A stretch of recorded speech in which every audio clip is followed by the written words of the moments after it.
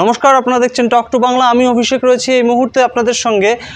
শেষ ভোট শনিবার 1 জুন এবং ঠিক তার আগে আজ কিন্তু শেষ ভোটের শেষ প্রচার এবং সেই দিন কিন্তু তিনটে গুরুত্বপূর্ণ যে দল প্রতিদ্বন্দ্বিতা করছে এই ভোটে, তৃণমূল কংগ্রেস, বিজেপি এবং সিপিআইএম, তারা কিন্তু তিনজনই প্রচারে নেমে পড়েছেন শেষ ভোটের দিন।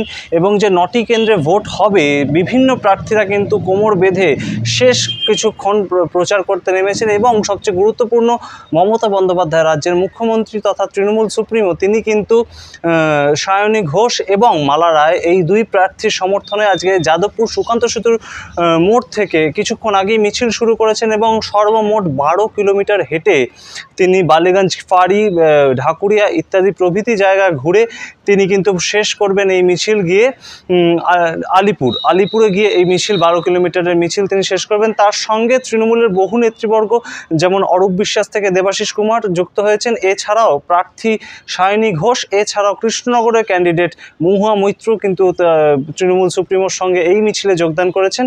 এবং দুপাশে, রাস্তার দুপাশে যেটা আমরা ছবি দেখতে পাচ্ছি, রাস্তার দুপাশে কিন্তু উপচে পড়ছে মানুষের ভিড় এই তৃণমূলের মিছিলকে সমর্থন করার জন্য বা মমতা বন্দ্যোপাধ্যায়কে দেখার জন্যে, যাই হোক না কেন।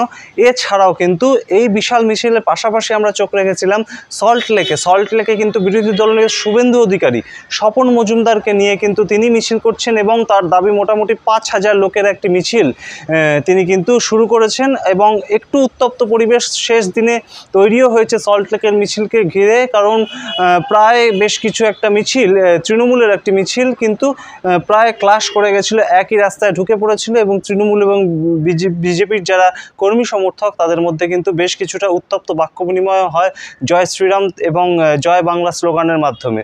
সুতরাং এর পরবর্তীতে সল্ট লেক দিয়ে মিছিল চলছে। এছাড়া যদি আমরা আরেকটি ছবি দেখি, যাদবপুরের যে সিপিআইএম প্রার্থী সৃজন ভট্টাচার্য অক্লান্ত পরিশ্রম করেছেন গত 2 মাস ধরে, তাছাড়াও কিন্তু আজ তিনি শেষ দিনের প্রচারে নেমে পড়েছেন এবং তার কিন্তু প্রচারের মেজাজটা একটু অন্যরকম, কোনো মিছিল না, কোনো স্লোগান না, বেশ হালকা চালেই কিন্তু বারুইপুরে বিভিন্ন চায়ের দোকান, বিভিন্ন সাধারণ মানুষের সঙ্গে তিনি জনসংযোগ করতে ব্যস্ত। এটাই কি তার স্ট্র্যাটেজি?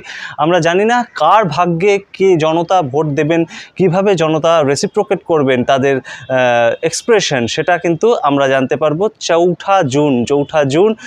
পশ্চিমবঙ্গের জনতাই কিন্তু শেষ কথা বলবে। আপনারা দেখতে থাকুন টক টু বাংলা। নমস্কার।